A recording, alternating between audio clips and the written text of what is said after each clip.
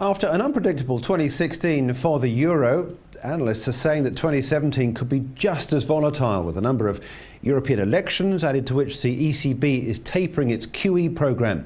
And so the euro could face a turbulent few months. James Stanley joins us now from DailyFX, where he's with us with more analysis. There are clearly some big question marks, James, for Europe over 2017. How do you see it playing out when it comes to the euro? So I like the idea of buying some euros. I do not like the idea of selling the yen when we're already really weak, or selling the dollar when we're already really strong.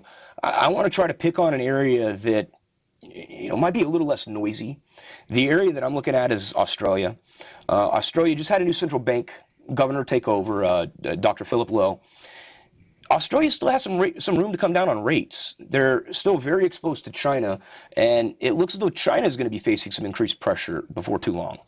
So if I have to pick an area to sell a currency in order to buy euros, right now Australia looks pretty attractive to me on that front. So I'm looking at a long Euro Aussie position, primarily based off of the monthly chart, longer term technical setup, but also given that fundamental backdrop that could exude some additional topside in the pair. So how would you trade that? What and why? And what are the key levels you're looking at, and over what sort of period? So I'm building this off of the monthly chart. So it's a longer term setup, without a doubt.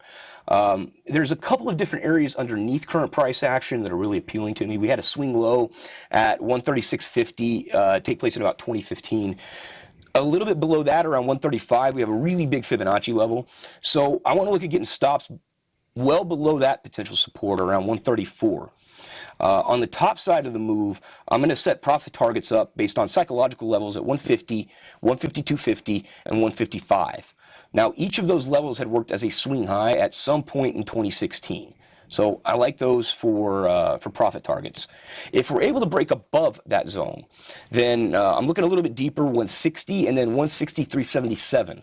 Those become interesting areas to look for fourth and fifth profit targets on such a position. So what are the caveats then to that? What would change that scenario? Pretty much only a break below 134. I don't really question my stops all that much, because at the end of the day, markets cannot be perfectly predicted. Any trade setup is just an idea.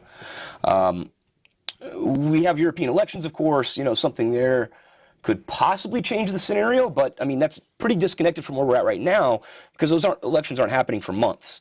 So the trade's already going to be well working by then, or not working.